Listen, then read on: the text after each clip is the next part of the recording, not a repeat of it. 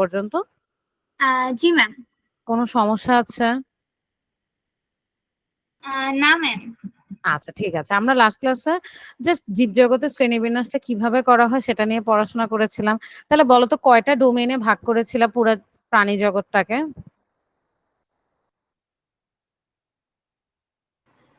Ma'am তিনটা। তিনটা, কি কি? ইউক্যারিয়া, আর্কি আর হচ্ছে ব্যাকটেরিয়া। Very good. এর মধ্যে এই তিনটা ডোমেইনের আন্ডারে আমি কয়টা রাজ্যে ভাগ করেছিলাম? 6টা। Very good. এর মধ্যে ইউক্যারিয়ার মধ্যে কি কি রাজ্য ছিল? প্লান্টি, ফাঞ্জাই, তারপর হচ্ছে প্রোটিস্টা আর হচ্ছে অ্যানিমেলিয়া। আর ভেরি গুড। আর্কিতে আর্কিতে আছে আর্কি ব্যাকটেরিয়া। আর হচ্ছে যে ব্যাকটেরিয়াতে আছে ইউ ব্যাকটেরিয়া, মানে ইউ ইউ। ব্যাকটেরিয়া। হ্যাঁ। ঠিক আছে, ইউ ব্যাকটেরিয়া। ভেরি গুড, যেগুলো প্রোক্যারিওটিক ছিল। এরপর উদ্ভিদ জগতে আমরা দেখেছি ফার্স্ট টাইম এটাকে ফুল বা বীজ, এটার উপর ভিত্তি করে করেছি সপুষ্পক উদ্ভিদ, অপুষ্পক উদ্ভিদ।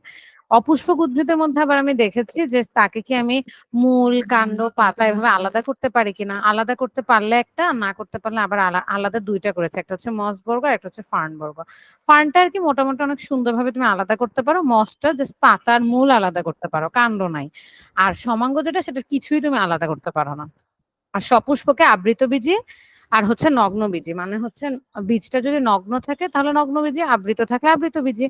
সে আবৃতবীজের বীজপত্র কয়টা থাকে এটার উপর ভিত্তি করে একবীজপত্রী, দ্বিবীজপত্রী। দ্বিবীজপত্রী বা একবীজপত্রী যেটাই বল না কেন, দুইটাতেই তো ফুল হয়। তো সেই ফুলগুলার মধ্যে দলগুলা বা পাপড়িগুলা কি একসাথে যুক্ত থাকে নাকি বিযুক্ত থাকে, এটার উপর ভিত্তি করে আরেকটা হচ্ছে দল থাকে কি থাকে না। এমন অনেক বীজ আছে যাদের বা ফুল আছে দল নাই কোনো, তো সেরকম আর কি আমরা এভাবে ভাগ করেছিলাম দলহীন যেগুলা। তো এটা ছিল আমাদের উদ্ভিদ জগতের শ্রেণীবিন্যাসের ভিত্তি, ঠিক আছে। যেমন পাপড়ি হয় না, এই যে যেমন দলহীন ছিল কে, কাঁঠালের একটা এক্সাম্পল ছিল। আজকে আমরা শুরু করব হচ্ছে প্রাণী জগতের শ্রেণীবিন্যাসের ভিত্তি। তাহলে এভাবে এখন আমরা প্রাণী জগতে কিছু বৈশিষ্ট্য নিয়ে তাকে আলাদা আলাদা শ্রেণীবিন্যাস করা ট্রাই করব। তাহলে আসো একটু দেখি, প্রাণী জগৎ জগৎ একটি সুবিশাল রাজ্য এবং বিভিন্ন বৈশিষ্ট্যের ভিত্তিতে এদেরকে বিভিন্ন পর্বে ভাগ করার চেষ্টা করা হয়। কোটি কোটি বছর ধরে পৃথিবীর প্রাণীকুলের বৈশিষ্ট্যসমূহ নানাভাবে বিবর্তিত হয়েছে। সময়ের সঙ্গে সঙ্গে নতুন বৈশিষ্ট্য দেখা দিয়েছে, আবার ভিন্ন ভিন্ন পরিবেশের সাথে খাপ খাওয়াতে বিভিন্নভাবে এই প্রাণীরা নিজেদের অভিযোজিত করেছে। ফলে অসম্ভব বৈচিত্র্যময় যে প্রাণী জগৎ আমরা এখন দেখতে পাই, তাদেরকে হাতে গোনা আমরা কয়েকটা পর্বে ভাগ করবো। তাহলে ওদেরকে আমরা সাধারণত পর্বে ভাগ করি। এই কারণে প্রাণজগতের শ্রেণীবিন্যাস নিয়ে অনেক ক্ষেত্রে বিজ্ঞানীদের মধ্যে মতভেদও আছে। সুইডিশ ক্যারোলাস লিনিয়াস প্রথম বৈজ্ঞানিক বিজ্ঞান ভিত্তিক ও সুসংবদ্ধ উপায়ে প্রাণীদেরকে শ্রেণীবিন্যাস করেন। তার বইটার নাম কি ছিল? সিস্টেমা নেচারি। এই বইয়ের 10ম সংস্করণে সর্বপ্রথম তিনি দ্বিপদ নামকরণের পদ্ধতি প্রবর্তন করেন। খুবই ইম্পর্টেন্ট দ্বিপদ নামকরণটা কি। তাই পরবর্তীকালে আমরা শ্রেণীবিন্যাস পদ্ধতিতে অনেক পরিবর্তন হওয়ার পরেও তাকে আমরা শ্রেণীবিন্যাস বিদ্যার জনক হিসেবে চিনি। তাহলে শ্রেণীবিন্যাস বিদ্যার জনককে বলতো আপনি? শ্রেণীবিন্যাস হচ্ছে ক্যারোলাস লিনিয়াস। Carolus Linnaeus. সে সাধারণত মেইনলি তার মেইন অবদান যদি তুমি জানতে চাও তাহলে অনেক তো আছে শ্রেণীবিন্যাস। এছাড়া সবচেয়ে বেশি এখন আমরা যেটা ইউজ করি সেটা হচ্ছে দ্বিপদ নামকরণ, বাইনোমিয়াল সিস্টেম। যেমন আমাদের হিউম্যানসের বা মানুষের দ্বিপদ নামকরণ বা সায়েন্টিফিক নেম কি? Homo sapiens. তাহলে দ্বিপদ কেন বলা হয়? কারণ এখানে দুইটা পদ থাকে। আমরা দেখব যে আমরা যখন শ্রেণীবিন্যাসে বিভিন্ন ইউনিট পড়বো, যেমন তুমি অলরেডি দুইটা পড়ে ফেলছো। ডোমেইন, এটা হচ্ছে শ্রেণীবিন্যাসের সর্বোচ্চ একটা ইউনিট, সর্বোচ্চ একটা একক। এরপরে কি ডোমেইনের আন্ডারে থাকে রাজ্য বা কিংডম, এরপরে আসে পর্ব বা ফাইলাম। এভাবে নামতে থাকে, নামতে নামতে সবার শেষ যে দুইটা থাকে ওটাকে আমরা বলি গণ আর প্রজাতি, ঠিক আছে। এই দুইটা নিয়ে যে নামকরণ হয় তাদেরকে আমরা দ্বিপদ নামকরণ। কর্ডাটা, তারপর ব্রাটা, ম্যামালিয়া। Very good. হ্যাঁ, এইভাবে আমি তাকে একদম লাস্ট পর্যন্ত হোমো মানুষের আর আর কি শেষ হচ্ছে শ্রেণীবিন্যাস। সেপিয়েন্স। Very good. এভাবে আমরা তার নামকরণটা বা শ্রেণীবিন্যাসটা করতে পারি। এবার চলে আসো প্রাণীর শ্রেণীবিন্যাস কিন্তু বিষয়ক ম্যাম হচ্ছে বৈশিষ্ট্য। হ্যাঁ বলো। এই যে মানুষের যে বিবর্তন, যেটা হচ্ছে যে ক্লাস 6 এর বইয়ে আছে, বিজ্ঞান বইয়ে, যে মানুষের বিবর্তন নাকি হচ্ছে বানর থেকে, এটা কি সত্যি? আচ্ছা দেখো, বিবর্তনের এই জিনিসগুলো হচ্ছে কি একটু থিওরি, তাই না, যে আমি এটা বিশ্বাস করে বৈজ্ঞানিক অবশ্যই এভিডেন্স আছে। যেমন ডারউইন একটা মতবাদ দিচ্ছে, তুমি যেটা বলছো এটাকে আমরা অনেক সময় বলি ডারউইনের মতবাদ। তার মতে সে দেখছে যে বানরের সাথে আমাদের অনেক মিল আছে। হ্যাঁ, এবং বানর হচ্ছে তারা ধরে আমাদের এনসেস্টর মানে আমাদের পূর্বপুরুষ। এখন এটা অবশ্যই অনেক দিক থেকে আমরা অনেকেই পছন্দ করে না। যেমন তুমি যদি ইসলামিক দিক থেকে চিন্তা করো তাহলে এটা অবশ্যই না। আমাদের এনসেস্টর মানুষই ছিল। আদম আলাইহিস সালামই ছিল। সে তো বানর ছিল না, তাই না? বা বানর থেকে তো সে হয় নাই। এই দিক থেকে চিন্তা করলে আমরা এটা মানব না। কিন্তু এখন ধরো অনেকে আছে যারা হচ্ছে এইসব ব্যাপারগুলো একটু বিলিভ করে না। তারা শুধু থিওরি বা হচ্ছে হয়তো ডারউইনের মতবাদটাকে বিশ্বাস করে। তারা আবার বিলিভ করে যে না আমরা আসলে বানরই ছিলাম। বানর ধরো ১ম এ ৪ পা মাটিতে দিয়ে হাঁটতো। তারপর একসময় সে একটু সোজা হয়ে দাঁড়ায় হাঁটার চেষ্টা করছে। তারপর তার সামনের ২ টা পা হাত হয়ে গেছে। সেটা দিয়ে সে হয়তো শিকার করছে বা ফল-টল ছিঁড়ছে এরকম বুঝাইছে। আর নিচের ২ টা দিয়ে বা পিছনের ২ টা দিয়ে সে হাঁটছে। তো এটাই একসময় মানুষের কি হয়ে গেছে ২ টা হাত আর ২ টা পা হয়ে গেছে। তারপর এটা কেন বলে ডারউইনের কিছু কারণ আছে। তোমরা পড়বা এটা বড় হলে। ডারউইন বলে যে বানরের যে লেজ আছে সেই লেজে একটা হাড় থাকে, হ্যাঁ, কককিক্স বা যেটাই বলো, সেই হাড়টা মানুষেরও আছে। হ্যাঁ, কিন্তু আমাদের লেজ নাই। এখন তখন বলা হয়েছে যে কেন, তো আমরা তো মানুষ থেকে বানর থেকেই হয়েছি, তাহলে কেন নাই? তখন বলা হয়েছে যে এটা বিবর্তনের কারণে এটা বাদ দিয়ে দেওয়া হয়েছে। বানর কখনো তার লেজ ইউজ করতো না, এর জন্য আমরাও কখনো ইউজ করি না, তাই একসময় নাকি এটা চলে গেছে, কিন্তু এই হাড়টা এখনো রয়ে গেছে। তো এই বিবর্তন ঠিক আছে, এটা কাইন্ড অফ বিলিভ এর মতন, একটা ধর্মের মতোই। আমরা অনেকেই ধর্ম বিশ্বাস করি, অনেকে করি না, তাই না? তো এটা হচ্ছে অনেকটা এই ধরনের, ঠিক আছে? এটা একটা থিওরি। যেমন বিবর্তনবাদে তুমি আরো পড়বা, যেমন জিরাফ। ডারউইন কি বলছে, জিরাফ নাকি আগে এত লম্বা গলা ছিল না, তার গলা নাকি অনেক ছোট ছিল, হ্যাঁ, শর্ট ছিল। তো সে তখন গাছে থেকে কিছু পেড়ে খাইতে পারতো না, পাতা খাইতে পারতো না, অনেক উঁচুতে ছিল গাছ। তো এভাবে সে খাওয়ার চেষ্টা করতে করতে তার গলা নাকি আজকে এত লম্বা হয়ে গেছে। ঠিক আছে? সো হ্যাঁ, হইতেই পারে, আমরা জানি না। কিন্তু এটা আরকি তোমার বিশ্বাস। আমি যদি বিলিভ করি হ্যাঁ, আচ্ছা ঠিক আছে। এরকম হইতে পারে। ঠিক আছে? বাট ডারউইনের মতবাদ অনেকেই পছন্দ করে না, একসেপ্টেড না। কিন্তু এটাই সবচেয়ে রিনাউন্ড একটা মতবাদ। ঠিক আছে? আচ্ছা। তাহলে আসো আমরা একটু শুরু করি প্রাণীর শ্রেণীবিন্যাস বিষয়ক কিছু বৈশিষ্ট্য। স্বপ্নীল জয়েন করেছে, তাই না? হ্যালো? আচ্ছা, আমরা একটু শুরু করি। পৃথিবীর এ পর্যন্ত শনাক্তকৃত সকল প্রাণীকে তুমি তাদের সুনির্দিষ্ট কিছু বৈশিষ্ট্যের ভিত্তিতে কয়টা বড় পর্বে ভাগ করবা? ৯ টা। যে সকল বৈশিষ্ট্যের উপর ভিত্তি করে শ্রেণীবিন্যাস করা হয় তাকে প্রাণীর শ্রেণীবিন্যাস বিষয়ক বৈশিষ্ট্য বা শ্রেণীবিন্যাসকে বলা হয় ট্যাক্সোনমি, হ্যাঁ? আর এই যে বললাম না প্রত্যেকটা পার্ট থাকে, যেমন রাজ্য, পর্ব, তারপর তুমি দেখবা গোত্র, ক্লাস মানে শ্রেণী, এগুলোকে আমরা বলি ট্যাক্সন। যেমন কিংডম বা রাজ্য হচ্ছে একটা ট্যাক্সন। তো ট্যাক্সোনমি কিছু ক্যারেক্টারিস্টিক্স থাকে। যেমন তুমি যদি বলো আপু ইউক্যারিয়ার মধ্যে যারা আছে তারা সবাই হচ্ছে ইউক্যারিয়ার ডোমেইনে। তাহলে দেখো এটা তার একটা ট্যাক্সন। ট্যাক্সন সবচেয়ে হাইয়েস্ট ট্যাক্সন হচ্ছে ডোমেইন। তারপরে হচ্ছে কিংডম, এরকম। প্রথমে এই বৈশিষ্ট্যগুলো নিয়ে একটু জেনে যাওয়া যাক। কয়েকটি প্রধান বৈশিষ্ট্য নিচে ব্যাখ্যা করা হলো। হ্যাঁ, তাহলে তুমি কিসের ভিত্তিতে তাদেরকে আসলে শ্রেণীবিন্যাস করবা? আমরা আগে বৈশিষ্ট্যগুলো একটু মুখস্থ করি। যেমন হচ্ছে কোষের বিন্যাস। কোষগুলা কিভাবে থাকে? অনেকগুলা কোষ মিলে কি তৈরি হয় বলো তো, তোমরা জানো? অনেকগুলো কোষ মিলে হচ্ছে অঙ্গ অঙ্গ তৈরি হয়, মানে টিস্যু তৈরি হয়।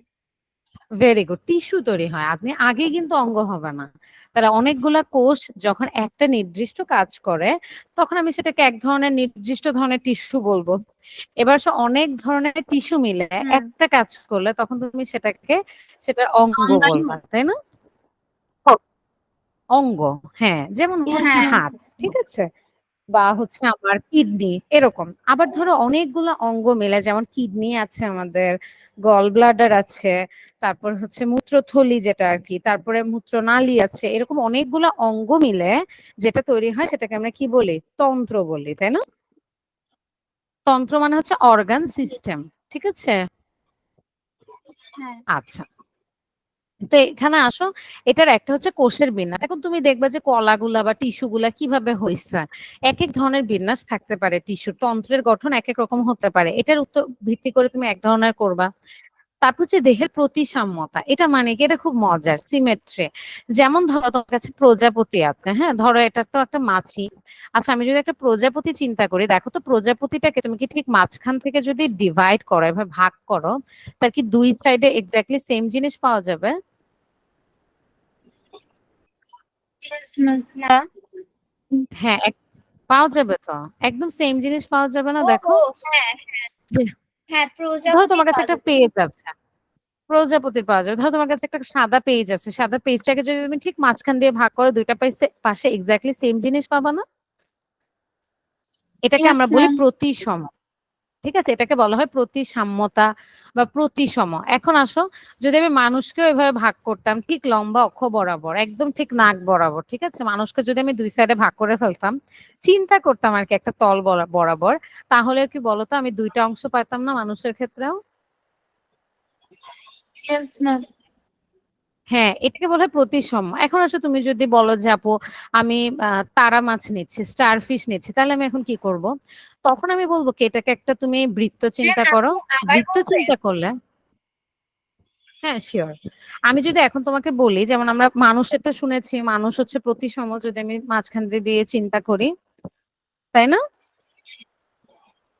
এখন দেখো জি। মানুষ, প্রজাপতি এদেরকে কি হয় বলতো আদনি? আমি যদি একবার ভাগ করি কয়টা প্রতিসম পাওয়া যায়? ঠিক ২ পাশে ২ টা পাওয়া যাবে না? আমার বাম পাশ দেখতে যেরকম আমার ডান পাশ দেখতেও এক্সাক্টলি সেরকম হবে। এটাকে বলা হয় কি ২ টা পাশে সেম পাচ্ছ। তাহলে এটাকে বলা হয় দ্বিপার্শ্বীয় প্রতিসম। যেমন মাছটি হচ্ছে দ্বিপার্শ্বীয় প্রতিসম। ক্লিয়ার? হ্যাঁ, আচ্ছা, এবার আসো তুমি যদি বলো আমি স্টারফিশ কে করতে চাই, তারা মাছকে করতে চাই। তাহলে তারা মাছের বেলায় তুমি কি করবা? তারা মাছটাকে একটা বৃত্ত চিন্তা করবা। পিজা যেরকম হয়। পিজার মতো একটা বৃত্ত চিন্তা করবা। এটাকে দেখো তো তুমি সমান ভাগে সবগুলো অংশে যদি ভাগ করো, তাহলে প্রত্যেকটা পোরশন তোমার এক্সাক্টলি সেম হবে। কিন্তু এটা তো আর পার্শ্ব বরাবর তুমি তাকে ভাগ করো নাই। তুমি ভাগটা করছো কিভাবে? বৃত্ত বরাবর। এই বৃত্ত ধরনের জিনিসকে আমরা বলি ওরিও। তাহলে এই প্রতিসমটাকে তুমি কি বলবা? ওরিও প্রতিসম। ক্লিয়ার? হ্যাঁ। বুঝে গেছে? আচ্ছা, এবার আসো স্পঞ্জ বা এমন কোনো কিছু আছে যেটাকে আমি প্রতিসম করতে পারতেছি না। যেমন ধরো কাঁঠাল সাপোজ। যদিও এটা উদ্ভিদ, আমি প্রাণী চিন্তা করি। আচ্ছা, প্রাণী চিন্তা করলে স্পঞ্জ হতে পারে। তো সেটাকে বেলায় আমরা কি করব? বা হচ্ছে স্কুইডও হতে পারে অনেক সময়। তুমি দেখবা যে ওদের কোনো অংশ বরাবরই আমি ওকে কি করতে পারি না? হুবহু একই রকম অংশে ভাগ করতে পারি না। এটাকে আমরা বলি হচ্ছে অপ্রতিসম বা প্রতিসাম্যবিহীন যে উদ্ভিদগুলা বা সরি প্রাণীগুলা হতে পারে। তাহলে প্রতিসমতার উপর ভিত্তি করে তুমি তাকে ভাগ করতে পারো। এটাও তার একটা ভিত্তি, মনে রাখবা। আরেকটা ভিত্তি হচ্ছে দেহ গহ্বর বা সিলম। ওদের ভিতর কি দেহ গহ্বর আছে না নাই? এটার উপর ভিত্তি করে। যেমন আমরা তো মানুষ তো অনেক অ্যাডভান্সড বা অনেক ডেভেলপড। কিন্তু অনেক প্রাণী আছে যাদের ভিতরে তেমন কিছু নাই। শুধু দেহ গহ্বরটাই থাকে। যেমন কেঁচো-টেচো চিন্তা করতে পারো বা নিডারিয়ার কিছু আছে, ওদেরকে চিন্তা করতে পারো। তো এটার ভিত্তিতে আমি ওকে আলাদা করতে পারি যে ওর কি দেহগহ্বর আছে নাকি দেহগহ্বর নাই। আর কি হতে পারে? দেহগহ্বরকে আমরা বলবো সিলম। এটা একটু খেয়াল করবা। দেহগহ্বরটা হচ্ছে কি অভ্যন্তরীণ একটা অঙ্গ। যেমন আমাদের বেলায় পরিপাকতন্ত্র আলাদা, কিন্তু অনেক প্রাণী আছে যারা নিম্ন শ্রেণীর, ওদের এরকম আলাদাভাবে কিছু হয় না। ওদের সবকিছু ওদের পেটের মধ্যে একটা গহ্বরের মধ্যে থাকে। এটাকেই বলা হয় দেহগহ্বর বা সিলম। সাধারণত কৃমি গুলা থাকে না, ফিতা কৃমি, প্লাটিহেলমিনথেস আমরা বলি, এদের মধ্যে আসলে এগুলো দেখা যায়। মানে এটা হচ্ছে অনুন্নত একটা বৈশিষ্ট্য। তারপর হচ্ছে দেহখণ্ডের উপস্থিতি। তোমরা এটা খুব ভালো করে বুঝবে কিভাবে? যেমন হচ্ছে কেঁচো যদি দেখে থাকো, দেখবা কেঁচোর মাথা আছে, লাস্টের টেইলের মতো একটা অংশ আছে, আর মাঝের যে বডিটা আছে এগুলো ছোট ছোট রিং এর মতো করে ভাগ করা থাকে। দেখেছো কখনো? ছোট ছোট মনে হয় যেন অনেকগুলা রিং একসাথে ভাগ হয়েছে, হ্যাঁ, একসাথে যুক্ত হয়েছে, অনেকগুলা খণ্ড একসাথে মিলে গেছে। হ্যাঁ, আরো আছে যেমন, হ্যাঁ, বা ঘাস ফড়িংও তুমি অনেক সময় দেখতে পারো। আবার ঘাস হচ্ছে ফড়িংটা যদি কেঁচোর যদি মাঝখান থেকে দেহ খণ্ডিত হয়ে যায় তবুও হচ্ছে যে আহ, নড়াচড়া করে কেমন হ্যাঁ, করে ও যেন। এগুলা, হ্যাঁ, তখনও ওর মধ্যে মুভমেন্ট থাকে বা নড়াচড়া করতে পারে। হ্যাঁ, এটাও খেয়াল করবে। এটা টিকটিকিরও হয়, তাই না? টিকটিকির লেজও এরকম হয় না? টিকটিকির লেজ আহ, দেখবা কখনো হ্যাঁ, যদি কাটা টিকটিকি থাকে। অনেক চালাক। হ্যাঁ, হ্যাঁ, যখনই তখনও কাছে এরকম যাই তখনই লেজটা মানে খুলে দিয়ে চলে দৌড় যাই। দেয় আর নাকি? হ্যাঁ, হ্যাঁ, তখন লেজটার প্রতি আকর্ষিত হই আর ওর দিকে আর ও না ও যাই। পালায়া যায়, রাইট। এবং ওর এটা কি হয়, আবার জন্মাতে পারে, এটা ওর একটা ভালো রিজেনারেশন হয়। তাহলে দেহখণ্ডটা জিনিসটা কি, মানে হচ্ছে অনেকগুলা খণ্ড থাকবে এবং সেই খণ্ডগুলোর পুনরাবৃত্তি হবে। ঠিক আছে, সাধারণত যেমন দেখো ওরা বলেছে যে কীট পতঙ্গের দেহ ৩ খণ্ডে বিভক্ত, যেমন হচ্ছে ওদের মাথা থাকে, যেমন আমি ঘাস ফড়িং যদি চিন্তা করি, একটা বড় অংশ যেটা সামনের গোল এটা হচ্ছে মাথা, মাঝের পুরাটা হচ্ছে তার বক্ষ বা দেহ হতে পারে, আর শেষের দিকে কিছু পা থাকে বা হচ্ছে ওর লাস্ট অংশ, আমরা তো লেজ বলবো না, শেষের কিছু অংশ থাকতে পারে পা বা এগুলা। তাহলে মাঝখানে একটা বক্ষ আর লাস্টেরটাকে আমরা বলি হচ্ছে শেষ অংশ বা যেটাই। কিন্তু মাকড়সার বেলায় তুমি আবার দেখবা যে না, এখানে ২ টা দেহখণ্ড আছে এরকম। সো অনেক সময় আমরা একাধিক দেহখণ্ডে তাদেরকে বিভক্ত করতে পারি এবং সেগুলো পুনরাবৃত্তি যদি হয় সেটাকে তুমি দেহখণ্ড বলবে। এটাকে আমরা অনেক সময় ট্যাগমাটাইজেশন বলি। মানে হচ্ছে একটা খণ্ডই অনেকবার পুনরাবৃত্তি হয়। যেমন তুমি খুব ভালো এক্সাম্পল দেখবা হচ্ছে আমরা অনেক সময় সেন্ট্রিপিড বা শতপদী একটা পোকা আছে যেটাকে আমরা নরমালি বলি ছ্যাঙ্গা, দেখবা যে আম গাছে জাম গাছে থাকে। ওদের হুবহু প্রত্যেকটা খণ্ড দেখতে সেম না একটার পর একটা? হ্যাঁ। দেখবা হয়তো, হ্যাঁ, এগুলাকে বলা হয় দেহখণ্ড। এরপর আসে কঙ্কাল তন্ত্রের ধরন হতে পারে। কঙ্কাল তন্ত্র মানে হচ্ছে তার কি কঙ্কাল তন্ত্র আছে নাকি নাই, যেমন সে কি মেরুদণ্ডী, তার কি মেরুদণ্ড আছে নাকি নাই, তার কি বহিকঙ্কাল আছে নাকি নাই। যেমন হচ্ছে শামুক বা কাঁকড়া এগুলা দেখবে বহিকঙ্কাল থাকে, মানে বাইরে একটা শক্ত আবরণ থাকে, আর আমাদের যেমন আমাদের ভিতরে শুধু শক্ত হাড় থাকে, এটাকে বলে অন্তকঙ্কাল। আবার কচ্ছপের বেলায় তুমি দেখবা তার বহিকঙ্কালও থাকে, আবার অন্তকঙ্কালও থাকে। তাহলে এরকম ৫টা বৈশিষ্ট্য তোমাদের এখানে দেওয়া হয়েছে। এই ৫টা বৈশিষ্ট্যকে নিয়ে আমরা বলবো হচ্ছে শ্রেণীবিন্যাসের বৈশিষ্ট্য বা টেক্সোনমিক ক্যারেক্টারিস্টিক্স। ক্লিয়ার এতটুকু? চিন্ময় তুমি কি শুনতে পাচ্ছ? হ্যাঁ, স্বপ্নিল, স্বপ্নিল না তুমি? না ম্যাম, আমি শ্রেয়া ঘোষ। শ্রেয়া ঘোষ, আচ্ছা সরি, আগের দিন যেন কে, আমি, তুমি কি নতুন জয়েন করেছো আজকে নাকি আগেও করেছো? ম্যাম, আমি আগে কয়েকটা ক্লাস করেছি কিন্তু আজকে সায়েন্স ক্লাসটা নতুন। ও আচ্ছা, ঠিক আছে শ্রেয়া, তুমি বুঝতে পারতেছো আমরা কোন চ্যাপ্টার পড়ছি? আমরা চ্যাপ্টার 10 পড়ছি, শ্রেণীবিন্যাস। আমরা আজকে শুরু করেছি প্রাণীর শ্রেণীবিন্যাস। এখন প্রাণীর শ্রেণীবিন্যাস করার জন্য তুমি বিভিন্ন বৈশিষ্ট্য নিয়ে কাজ করতে পারো। যেমন তুমি উদ্ভিদের শ্রেণীবিন্যাস কিভাবে করতে পারো, কোন উদ্ভিদ কি ফুল দেয় কি ফুল দেয় না, কোন উদ্ভিদের বীজ আছে কি বীজ নাই, তার পাপড়িগুলা কি একসাথে লেগে আছে নাকি লেগে নাই, এভাবে বিভিন্ন বৈশিষ্ট্যের উপর ভিত্তি করে যেমন তাকে ক্লাসিফাই করতে পারো, প্রাণীরও বিভিন্ন বৈশিষ্ট্যের উপর ভিত্তি করে তাকে ক্লাসিফাই করতে পারো। বুঝতে পেরেছো শ্রেয়া? Yes ma'am. ম্যাম, আমাদের 3 জুলাই থেকে আমার 3রা জুলাই থেকে আমাদের অর্ধবার্ষিকী পরীক্ষা হবে। এই চ্যাপ্টারটা কি থাকবে হাফ ইয়ারলিতে? হ্যাঁ, হ্যাঁ হ্যাঁ, এই চ্যাপ্টারটা আমরা এখান থেকে পড়বো। যেমন হচ্ছে তুমি, এখানে আমি একটু দেখাই তোমাদেরকে, আমি দরকার হলে তোমাদেরকে এখান থেকে দেখাবো। আদনি আর কি আমাদেরকে বলছিল ওর একটু ভিতর থেকে পড়ালে ভালো হয়। এই যে তোমাদের এটাও সিলেবাসে আছে তাই না শ্রেয়া? সবুজ বন্ধু চ্যাপ্টার 3। Yes ma'am. এখানে আমাদের 3টা চ্যাপ্টার থিওরির আছে, সেটা হচ্ছে চ্যাপ্টার 10 আছে এখানে, তার মানে তোমার শ্রেণীবিন্যাসটা এখানে আছে। আমরা শ্রেণীবিন্যাসটা একটু পড়ে দরকার হলে আমরা এখান থেকে একবার একটু দেখবো যে দেখি তো কিরকম ধরনের প্রশ্ন আছে। বুঝতে পেরেছো? Yes ma'am. হ্যাঁ, যেমন আমি তোমাদেরকে একটু দেখাই যে সবুজ বন্ধু বা এক্সারসাইজ বুকে তোমাদের কিন্তু আহ, দলীয় কাজগুলোও থাকবে, আবার মনে হয় একক কাজও থাকবে, তাই না? দুইটাই থাকবে। তো এগুলো আমরা তখনও দেখাবো তোমাদেরকে। যেমন তোমাদেরকে অনেক কিছু পড়তে বলছে, আচ্ছা ভালো কথা। তারপর অনেক কিছু মনে রাখতে বলছে এখান থেকে, এই যে কিছু উদ্ভিদ নিয়ে আসছে। তো এখানে মেনলি তুমি তখন দেখবা যে ওরা হচ্ছে শ্রেণীবিন্যাস নিয়ে তোমাকে কিছু কাজ করতে দিচ্ছে। যেমন ফাঁকা জায়গাগুলোতে, যেমন আমি তোমাকে দেখাই একটা এক্সাম্পল। কোষ বিভাজনও আছে এই চ্যাপ্টারে। কোষ বিভাজন চ্যাপ্টারটা আমরা শেষ করেছি, তুমি চাইলে মেডিজি থেকে লিংক গুলা নিয়ে একটু দেখতে পারো, হ্যাঁ, যে তুমি ওই ক্লাসগুলো বুঝতেছো কিনা বা কোষ বিভাজনে কোনো সমস্যা আছে কিনা। কোষ বিভাজনে দেখো আমরা ওই চ্যাপ্টারটা পড়ে ফেলছে। সো ওদেরকে যদি এখন দেয় যে মাইটোসিস মিওসিস এর মূল পার্থক্যটা কি বলতে পারো, আমরা এটার উপর এক্সামও দিয়ে দিচ্ছি। আপনি তুমি পারবা না যদি মাইটোসিস মিওসিস বলে যে এটার পার্থক্যটা কি হবে? পারা যাবে? হ্যাঁ ম্যাম। হ্যাঁ, তো দেখো এভাবে আমরা থিওরিটা পড়ে ফেললে কি হয়, তোমার এই কোশ্চেনটা যদি ঘুরিয়েও দেয় মিওসিসের সাথে অন্য কাউকেও দিয়ে দেয় বা জাস্ট মাইটোসিস কাকে বলে বা ওর বৈশিষ্ট্যগুলো লিখতে বলে, তখন তোমরা পারবা। তারপর হচ্ছে উদ্ভিদের, দেখো এই যে আমরা মাত্র একটু আইডিয়া নিয়েছি যে অনেকগুলা কোষ মিলে টিস্যু হয়, অনেকগুলা টিস্যু মিলে অঙ্গ হয়, অনেকগুলো অঙ্গ মিলে তন্ত্র হয়, মাত্র আমরা বলেছি। তুমি কি শুনেছো শ্রেয়া? খেয়াল করেছো? Yes ma'am. হ্যাঁ। Yes ma'am. তো এই জিনিসগুলা, এই থিওরি গুলা তোমার আবার এখানে একটু কাজে লাগবে। হ্যাঁ। তো তখন আমরা আমাদের লাভ হবে কি আসলে তোমাদের সময় একদম কম। আমি যদি এখান থেকে পড়াতে পারি তাহলে তো অনেক ভালো। আমার কাছে শুধু আদনি ছিল তখন, তো আমি আদনি যেটা চাচ্ছে আমি ওভাবে পড়াচ্ছিলাম।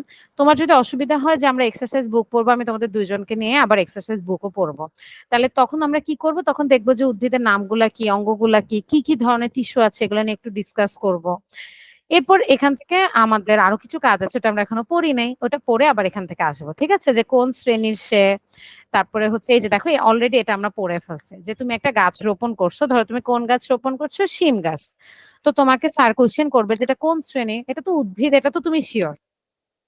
যেমন আমি যদি আদনিকে জিজ্ঞেস করি, আদনি বলো এই শিম গাছ ও কোন ডোমেইনের, আমাদের 3টা ডোমেইন আছে, হ্যাঁ আমি তোমাদের সবাইকেই বলি পুরা প্রাণী জগতে 3টা ডোমেইন আছে, ইউক্যারিয়া, ব্যাকটেরিয়া আর কি, বলো তো আদনি এটা কোন ডোমেইনের শিম গাছ? এটা ইউক্যারিয়া।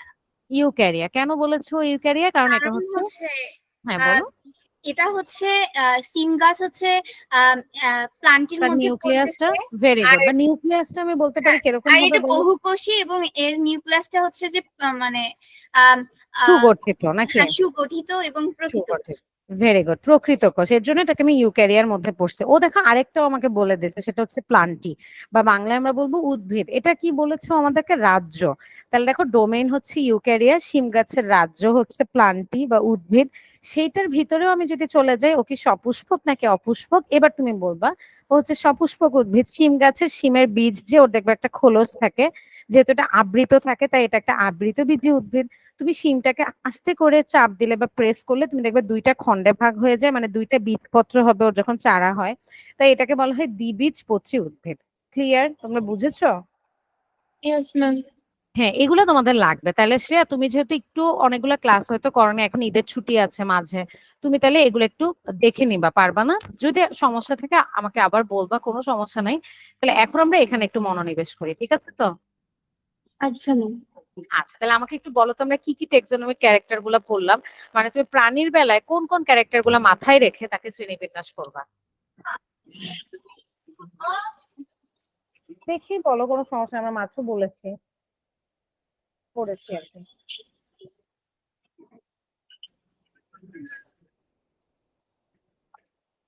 পারবো না। পারবা না? যেমন ফার্স্টে আমরা কি বলবো বলো তো, আমরা বলবো যে তার কোষের বিন্যাসটা কেমন।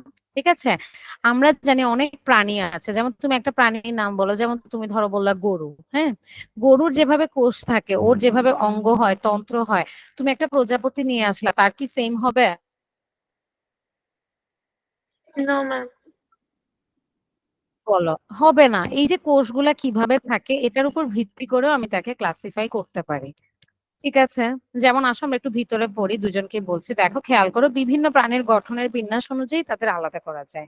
অপেক্ষাকৃত আদিম ও সরল বহুকোষী প্রাণী। আদিম মানে অনেক আগের, মানে ডেভেলপ হয় নাই তার বডিটা। তাদের এবং তাদের বহুকোষী অবশ্যই, কিন্তু সেটা সরল। যেমন আমরাও কিন্তু বহুকোষী, আমাদের অনেক কোষ আছে। কিন্তু দেখো আমার চোখের যে কোষগুলা, ধরো রেটিনাতে যে কোষ আছে, আমার হাতে যে কোষ আছে, দুইটা কিন্তু সেম না, আলাদা না, স্পেশালাইজড না। যেমন আমি চোখের কোষ দিয়ে দেখতে পাচ্ছি, আমি হাতের কোষ কোষ দিয়ে হয়তো স্পর্শ পাচ্ছি। তাহলে দেখো আমাদের কোষগুলা অনেক বেশি ডেভেলপড বা অনেক আলাদা বা স্পেশালাইজড। কিন্তু এই যে প্রাণীগুলো আছে যেমন স্পঞ্জ বা অনেক আগের যারা, তাদের বহুকোষী উদ্ভিদ প্রাণী, কিন্তু তাদের কোষগুলা এতটা স্পেশালাইজড না। তখন দেখা যায় কি, এদের শারীরবৃত্তীয় কাজ সম্পন্ন হয় কোষীয় পর্যায়ে। কোষীয় পর্যায়ে মানে কি, এদের কোনো নির্দিষ্ট টিস্যু পর্যন্ত নয়, আমাদের কিন্তু আছে।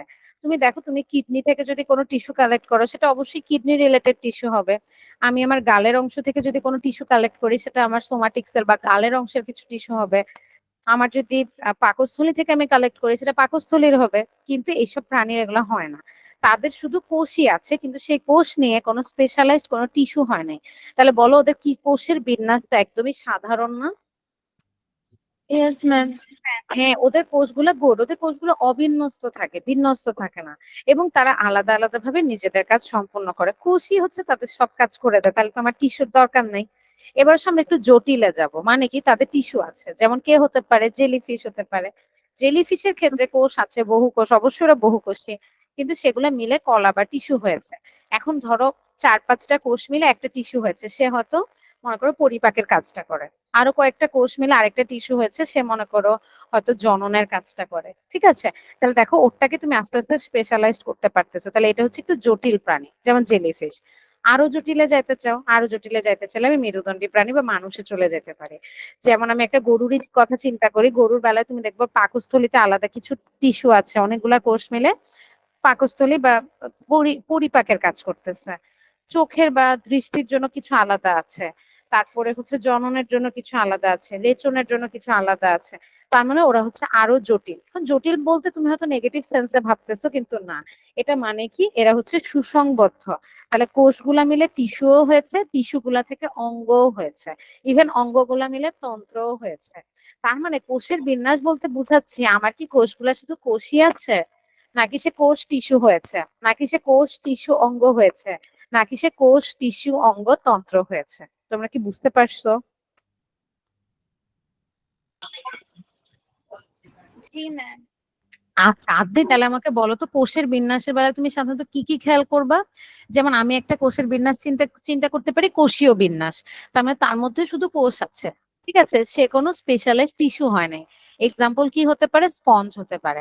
তাহলে ঠিক তার উপরেরটা কি হবে বলো তো, আরেকটু জটিল তরটা কি হবে? আহ আহ এটা হচ্ছে জেলিফিশ। জেলিফিশ। তাহলে তার তুমি কোষীয় বিন্যাসটা কি বলবা? কোষ এবং টিস্যু, তাই না? হ্যাঁ। কোষ টিস্যু বিন্যাস বলবা। গুড। আমাকে শ্রেয়া বলো এর থেকে জটিলটা কি হতে পারে? আমি বলেছি কোষ, আদনি বলেছে কোষ টিস্যু, তুমি কি বলবা? অঙ্গ। তাহলে পুরাটা বলতে হবে কিন্তু, হ্যাঁ। কোষ, টিস্যু, অঙ্গ, ভেরি গুড। আর সবচেয়ে জটিল তরতা তাহলে কি হবে, যেটা আমরা মানুষ বা মেরুদণ্ডতে দেখতে পাই? কোষ, টিস্যু, অঙ্গ, এবং শেষে কি হবে? অনেকগুলো অঙ্গ মিলে কি হবে? তন্ত্র।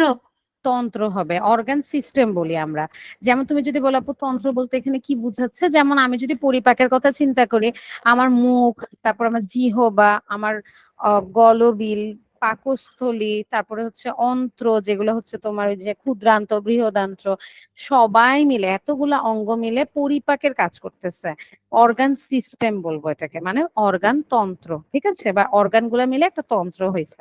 এটা হচ্ছে সবচেয়ে হাই। তাহলে কোষের বিন্যাসটা বুঝছো তো? আমি একটা প্রাণীকে নিব, দেখবো যে ও কি কোষীয় বিন্যাস, নাকি কোষ টিস্যু বিন্যাস, নাকি কোষ টিস্যু অঙ্গ বিন্যাস, নাকি কোষ টিস্যু অঙ্গতন্ত্র। যার যত বেশি হবে সে তত বেশি স্পেশালাইজড হবে। ক্লিয়ার? মানে সে তত বেশি ডেভেলপড হবে। ঠিক আছে তো? বুঝেছো? Yes ma'am. তাহলে বলো তো আমাকে শ্রেয়া, তুমি তখন বলতে পারো না, তাহলে এখন আমাকে বলো তো, এই যে এটার ভিত্তিতে আমি তাকে ক্লাসিফাই করতেছি, এই বৈশিষ্ট্যটার নাম কি হবে? কোষের বিন্যাস, তাই না? হ্যাঁ, কোষের বিন্যাস। গুড। আচ্ছা ঠিক আছে। শ্রেয়া তুমি কোথায় থাকো বা তোমার পরিচয় কি? ম্যাম, আমি নারায়ণগঞ্জ জেলার ২৫০০ উপজেলায় থাকি। ও আচ্ছা আচ্ছা, ঠিক আছে। এমনি বুঝতে পারতেছো তো পড়াশোনা, আর কোনো অসুবিধা হচ্ছে না তো? না ম্যাম। আচ্ছা, তোমাদের এগুলো একটু চেঞ্জ হয়েছে তো হয়তো একটু রিলেট করতে টাইম লাগবে, কিন্তু মোটামুটি সহজ। একটু ক্লাসগুলো করবা ভালো করে, দেখবা যে অসুবিধা হবে না। আর সবাইকে বলবা কারো কোনো সমস্যা থাকলে, তাহলে দেখবা আর একটু হেল্পফুল হবে সবাই। আসলে আমরা একটু আবার দেখি, এবার হচ্ছে দেহের প্রতিসাম্য। এটা আমি তখন বুঝিয়েছি কি বলতো, একটা দেহের পুরো দেহটাকে আমি কয়টা সমান ভাগে ভাগ করতে পারি, দ্যাটস ইট। এটাকে বলা হয় প্রতিসাম্য। ঠিক আছে, তাহলে দেহের প্রতিসাম্যের ভিত্তিতে প্রাণীদেরকে আলাদা করা যায়। কোন কোন প্রাণী একবারে অপ্রতিসম, মানে তাকে তুমি কখনো সমান কোন অংশে ভাগই করতে পারবা না। ঠিক আছে, এদেরকে হুবহু একই রকম একাধিক অংশে বিভক্ত করা সম্ভব না। আবার তেলাপোকা আছে, মানুষ আছে, পাখি আছে, এদেরকে তুমি হুবহু দুইটা ভাগে ভাগ করতে পারো, ঠিক মাঝখান বরাবর যদি তুমি তাদেরকে বিভেদ করার চিন্তা করো। এগুলো আমরা কল্পনা করব, তাই না? আবার এদের যেহেতু দুই ভাগে ভাগ করে ফেলছে, এটাকে বলা হয় দ্বিপার্শ্বীয়, দুই পাশ বরাবর। আবার কিছু কিছু আছে, যেমন তারা মাছ আছে, জেলিফিশ আছে, মাকড়সাও আছে, ভাবো। এদেরকে তুমি কি করতে পারো, ৪ বা ৫ বা আরো বিভিন্ন অংশে ভাগ করতে পারো। এই যে প্রতিসাম্যের ধরনটা হচ্ছে একটু গোলীয়, তাই না? মানে রেডিয়াস বরাবর, মানে হচ্ছে ব্যাসার্ধ বরাবর। এই রেডিয়াস বরাবর যে কথাগুলো, এদেরকে আমরা সবসময় রেডিয়াল বলি, বাংলায় বলি অরীয়। অরীয় প্রতিসাম্য। তাহলে তোমরা এখানে কি কি প্রতিসাম্য পড়েছো, আদনি বলো তো? হচ্ছে হ্যাঁ বলো, যদি প্রতিসাম্য নাই থাকে তাহলে তাকে দ্বিপার্শ্বীয় কি বলবো? প্রতিসাম্য দ্বিপার্শ্বীয় মানে হচ্ছে দুইটা ভাগে ভাগ হবে। তারপর আর ওরিও প্রতিসাম্য। পরীয় প্রতিসম। আর যদি প্রতিসম নাই হয় তাহলে কি বলবা শ্রেয়া? তাকে সমান নাই একদম অপ্রতিসম। নয়, অপ্রতিসম বলবো বা প্রতিসম বিহীন বলবো, ঠিক আছে? আচ্ছা, ওকে, ভেরি গুড। আমাকে বলো তো শ্রেয়া, অপ্রতিসম বা প্রতিসম বিহীন এটার একটা এক্সাম্পল বলতে পারবে একটা প্রাণীর?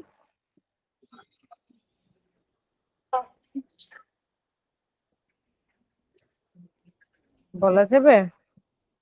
যাকে আমি তুমি কি কোনো, বলবো? হ্যাঁ বলো, আপনি বলো তো। দ্বিপার্শ্বীয়।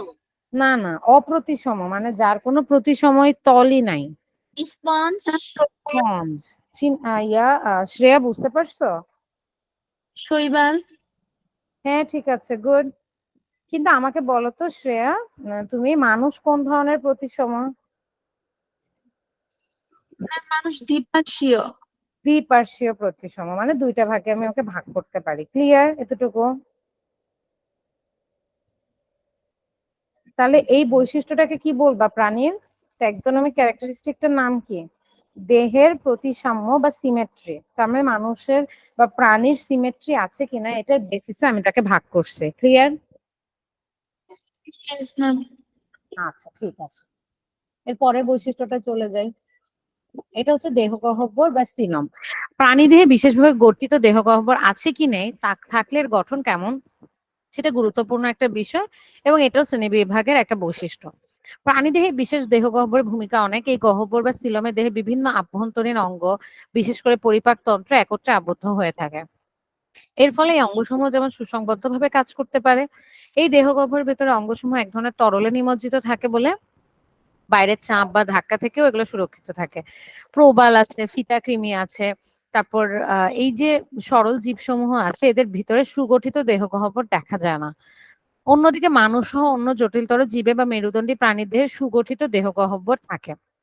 আমাদেরগুলো আরো স্পেশালাইজড হয়ে গেছে। আগে এরকম ছিল বা হয়তো ভ্রূণ অবস্থায় এরকম থাকে, মানে আমাদের সুগঠিত দেহগহ্বর আছে।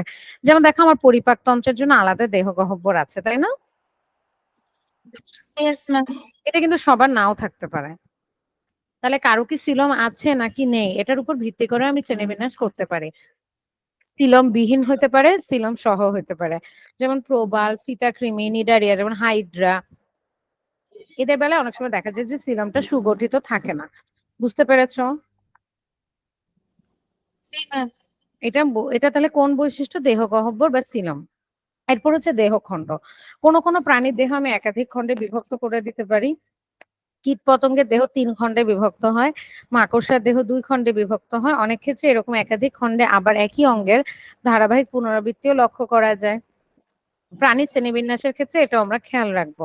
ও কি খণ্ডায়ন আছে ওর বডিতে নাকি খণ্ডায়ন নাই, এটা খুব ইম্পর্টেন্ট। এটাকে বলা হয় দেহখণ্ডের উপস্থিতি, এটার ভিত্তিতে। লাস্ট যে বৈশিষ্ট্যটা সেটা হচ্ছে কঙ্কালতন্ত্র। কঙ্কালতন্ত্র আছে কি নাই এটার উপর ভিত্তি করেও করা হয়। যেমন মানুষ হচ্ছে মেরুদণ্ডী, আবার কোনো কোনো প্রাণীর দেহের ভেতর একদমই কঙ্কাল থাকে না, থাকলেও বাইরের দিকে বহিঃকঙ্কাল থাকে। যেমন শামুক, শামুকের বাইরে একটা খোলস থাকে কিন্তু ওর বডিটার মধ্যে কোনো কঙ্কাল নাই, ওটা জাস্ট একটা মাংসপিণ্ডের মতো। তারপর কাঁকড়া দেখবা, কাঁকড়ার আবার বহিঃকঙ্কাল থাকে, ভিতরটা ওরকম না আসলে। আবার কচ্ছপের বেলায় তুমি ব্যতিক্রম, কচ্ছপের নিজের হাড়ও আছে যেটাকে অন্তকঙ্কাল বলে, আবার বাহিরে একটা শেলও আছে বা খোলসও আছে, সেটাকে বহিঃকঙ্কালও বলে। তাহলে এইভাবে বৈশিষ্ট্যগুলোর উপর ভিত্তি করে তুমি তাকে আলাদা করতে পারো বা শ্রেণীবিন্যাস করতে পারো। উপরে উল্লেখিত বৈশিষ্ট্যগুলোর বাইরেও খাদ্য পরিপাকের প্রক্রিয়াটা কিরকম, মানে কোন কোন এনজাইম ব্যবহার হয়, তারপর হচ্ছে সংবহন তন্ত্রটা কিরকম, সংবহন মানে রক্ত হতে পারে, মানে এগুলো পাস করে কিভাবে, যেমন আমাদের শিরা আছে, উপশিরা আছে, অন্যদেরকে আছে কিনা, এগুলোর উপর বেস করে প্রজননের ধরন, তারা কি যৌন জনন করছে নাকি অযৌন জনন করছে, করলেও সেটা কোন কিভাবে করছে, এগুলোর উপর ভিত্তি করে। যেমন যেমন ধরো হচ্ছে মাছের কথা যদি আমি চিন্তা করি, মাছও যৌন জনন করে কিন্তু সেটা একটু একদমই অন্যরকম। এটাকে আমরা কিরকম বলি, ওর জননটা সবসময় দেহের বাইরে হয়। ঠিক আছে, যেমন একটা জায়গায় মাছ ডিম ফেলে যায়, সেটার উপর এসে স্পার্ম ছেড়ে দেয়, এইভাবে ওদের যৌন জননটা হয়। কিন্তু তুমি যদি মেরুদণ্ডী প্রাণী বা অন্য প্রাণীদের দিকে চিন্তা করো, তাদের দেখবা যে না, এটা আসলে অন্তঃপ্রজনন হয়, মানে ভিতরেই প্রজননটা সম্পন্ন হয়, বেবিটা ভিতরেই থাকে সাধারণত এরকম। সো আচ্ছা এভাবে ম্যাম, অনেক। একটা কোশ্চেন।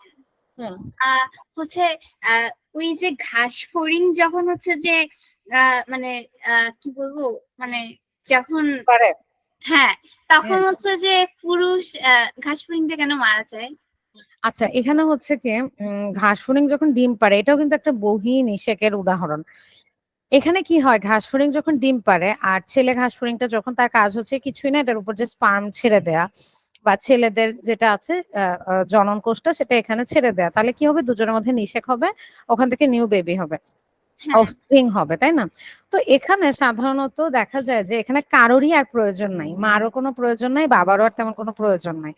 ওদের লাইফ সাইকেল অনেক কম। কিন্তু এর মানে এই না যে সাথে, সাথে মারা যাবে। বাবার কাজ অনেক কম থাকে, ওর কাজ প্রায় শেষের দিকে থাকে। ওরা সাধারণত মনে হয় একবার এরকম করতে পারে, এরপর ওরা মারা যায়। কিন্তু মা যে ঘাসফড়িংটা সেটা কয়েকবার ডিম দিতে পারে।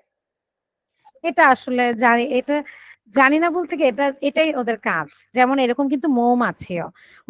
ছেলে মৌমাছির কাজ কি জানো? কখনোই প্রজনন করবে না। ও সবসময় খালি কাজ করবে। ওটাকে কর্মী মৌমাছি বলে। হ্যাঁ মৌমাছির রানী হয়। মৌমাছির কিন্তু রাজা হয় না, তাই না? হ্যাঁ হ্যাঁ, আবার তো পুরুষ মৌমাছিও আছে। হ্যাঁ, পুরুষ মৌমাছি আছে কিন্তু তারা কখনো জননে কাজ করবে না। তারা কি করে? তারা এই যে মধু ধরে নিয়ে আসে, খাবার রেডি রাখে সবসময়। রানীদের যাতে কোনো কষ্ট না হয় এর জন্য। ঠিক আছে? তাহলে ওদের কি কোনোই কাজ নাই? হ্যাঁ, অবশ্যই আছে। কি কাজ আছে? ধরো রানী মৌমাছি যদি কখনো ডিম পাড়ে, তাহলে সেটার মধ্যে স্পার্ম ওরা ফেলবে। কিন্তু ওদের এছাড়া তেমন কোনো কাজ নাই। ওরা দেখবে সাইজেও ছোট হয়। অল্প কিছুদিন বাঁচে। কিন্তু রানী মৌমাছি অনেক দিন বাঁচে। বুঝেছো? এটা মানে ওদের কে এভাবেই হয়তো তৈরি করা হয়েছে। ও ওকে?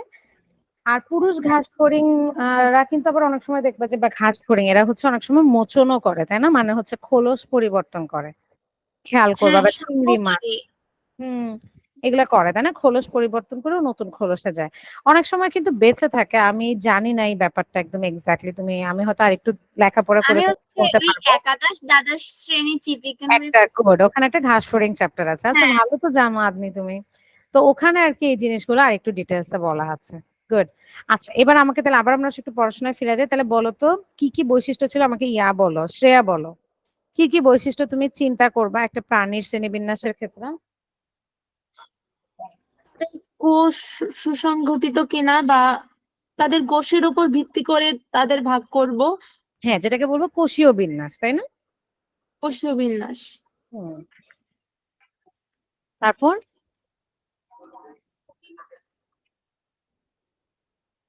আর কি বৈশিষ্ট্য হতে পারে?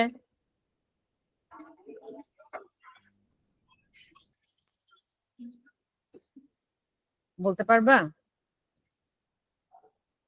আচ্ছা আদনি বলো। আপনি হাত তুলেছো বলো। আর কি বৈশিষ্ট্য হতে পারে? আহ, হচ্ছে যে কঙ্কাল তন্ত্রের ধরন দেখে হচ্ছে যে আমরা বুঝতে পারতে পারি যে এটাই হচ্ছে যে মানে কোন প্রাণী প্রাণী বিন্যাস। হবে? হ্যাঁ গুড। তারপরে আচ্ছা হচ্ছে দেহ। আমাকে আবার তোমাকে একটু ডিস্টার্ব করে শ্রেয়া তাহলে বলো কঙ্কালতন্ত্র বলেছে কঙ্কালতন্ত্র কিভাবে ভাগ করবা কি ভাগ হতে পারে কঙ্কালতন্ত্রের ভিত্তিতে তুমি প্রাণীদেরকে কিভাবে ভাগ করতে পারো কঙ্কালতন্ত্রের বেসিসে? কথাটা ঠিক বুঝি না। মানে হচ্ছে কঙ্কালতন্ত্রও বললো তাই না এটা একটা বৈশিষ্ট্য যে একটা প্রাণীর কঙ্কালতন্ত্রটা কেমন হবে কিরকম কঙ্কালতন্ত্র হতে পারে যেমন শামুকের কঙ্কালতন্ত্র কেমন অন্তকঙ্কাল না বহিকঙ্কাল? বহিঃকঙ্কাল। হ্যাঁ তো এটা বলতে হবে না তাহলে দুই ভাবে করতে পারো অন্তকঙ্কাল বহিকঙ্কাল। একটু মনোযোগ দেই আমরা আবার তাহলে আপনি আরেকটা বৈশিষ্ট্য বলো কঙ্কালতন্ত্র বাদে আর কি হতে পারে? হচ্ছে যে দেহে যে খণ্ডিত খণ্ডিত অংশগুলো থাকে সেগুলোর উপর ভিত্তি করে মানে দেহ খণ্ড। দেহ খণ্ডের উপর ভিত্তি করে আর তারপর হচ্ছে দেহ গহ্বর। দেহ গহ্বর এটাকে কি বলে শ্রেয়া বলো তো দেহ গহ্বরের আরেকটা নাম কি? দেহ ভিত্তি করে। বলো তো দেহ গহ্বরকে আরেকটা কি নামে চিনি আমরা? শ্রেয়া বলতে পারবা?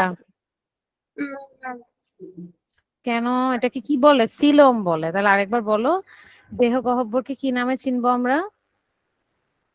সিলম। সিলম আছে কি নাই এটার উপর ভিত্তি করে আমি ওকে হচ্ছে কি করব ক্লাসিফাই করতে পারি ভেরি গুড। আর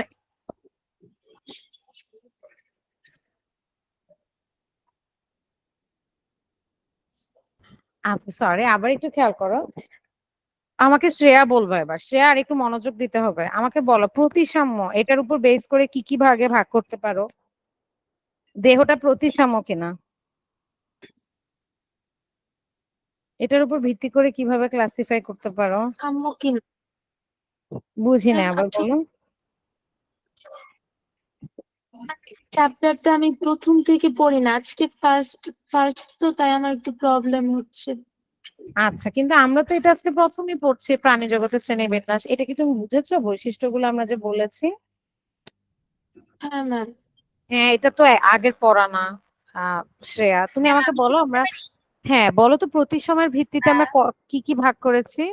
আমরা হচ্ছে যে 3 ভাগে ভাগ করতে পারি। একটা হচ্ছে যে অপ্রতিসম বা প্রতিসমবিহীন, আবার হচ্ছে যে দ্বিপার্শ্বীয় প্রতিসম, আর হচ্ছে অরীয় প্রতিসম। ভেরি যে- গুড। এগুলো হচ্ছে যে এই ভিত্তিতে, অপ্রতিসম হচ্ছে যেগুলোর দেহ বিভক্ত করা যায় না, যেমন স্পঞ্জ, শৈবাল। হ্যাঁ তারপরে সমান অংশ হচ্ছে, বিভক্ত করা যায় না, তাই তো? গুড। হ্যাঁ, তারপরে দ্বিপার্শ্বীয় প্রতিসম হচ্ছে যাদের আহ, দেহ হচ্ছে যে সমান দুভাগে বিভক্ত করা যায়। যেমন হচ্ছে আহ মাছি, মানুষ, তারপরে গুড। আচ্ছা, আমাকে শ্রেয়া বলো তো অরীয় প্রতিসমের একটা এক্সাম্পল দিতে পারবা? হুম। অরীয় মানে কি, অরীয় প্রতিসম? যাদের দেহকে 4, 5 বা আরো বেশি অংশ ভেরি বা গুড। এটা অংশে ভাগ করতে পারি, যেমন কি এক্সাম্পল হতে পারে? জেলিফিশ। জেলিফিশ হতে পারে, ঠিক আছে। ভেরি গুড দুইজনকে। আর একটু মনোযোগ দিই আমরা, এটা কিন্তু আমরা আজকে নতুন পড়ছি। শ্রেয়া, তোমার মতে আমরাও আজকে নতুন। তাহলে আসো প্রাণী জগতের শ্রেণীবিন্যাসে চলে যায়। তাহলে আমরা কয়টা পর্বে যেন ভাগ করেছি বলেছি পুরা প্রাণীকে, 9। রাজ্যটাকে? 9টা পর্বে। এই 9টা পর্বের মধ্যে আমরা যদি আগেই ভাগ করে ফেলতাম, অমেরুদণ্ডী আর মেরুদণ্ডী দুইটা ভাগ হইতো। মেরুদণ্ডীটা হচ্ছে 9 নাম্বার পর্বটা, আর প্রথম থেকে 8টা পর্ব হচ্ছে অমেরুদণ্ডীদের। অমেরুদণ্ডীদের মধ্যে তেমন অনেক ভ্যারাইটি আছে, তাই না? তার জন্য 8টা পর্ব প্রয়োজন হয়েছে। আর লাস্টের যে পর্বটা সেটা হচ্ছে আমাদের জন্য বা মেরুদণ্ডী প্রাণীদের জন্য।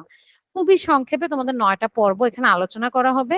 বাট 9টা পর্ব আলোচনা করার আগে আমাদের কাজ হচ্ছে আগে নামগুলা মুখস্থ করে ফেলা। পর্ব 1 তার নাম হচ্ছে পরিফেরা। আমার সাথে সাথে তোমরা রিপিট করবা, তার নামগুলো তোমাদের মুখস্থ হয়ে যাবে এবং আমরা আস্তে আস্তে ওদের বৈশিষ্ট্য এখান থেকে পড়ে ফেলতে পারবো। পরিফেরা এই কথাটা আসছে কোত্থেকে জানো? পোরাস শব্দটা থেকে এবং ফেরি শব্দটা থেকে। তো পোরাস শব্দের মানে হচ্ছে ছিদ্র, তোমরা জানো। ফেরা মানে যে এই বহন করে বা হচ্ছে যার বডিতে এটা আছে, তাই তো? তাহলে পরিফেরা মানে হচ্ছে যে ছিদ্র বহন করে। তাহলে যাদের বডিতে অনেক ছিদ্র থাকে, যেমন স্পঞ্জ, তাদেরকে আমরা পরিফেরার মধ্যে বলবো। ক্লিয়ার? এটা কি ল্যাটিন ওয়ার্ড? এগুলো সব ল্যাটিন ওয়ার্ড, হ্যাঁ এগুলো সব আচ্ছা, ল্যাটিন ওয়ার্ড থেকে সাধারণত আসে, দু একটা গ্রিক থাকতে পারে।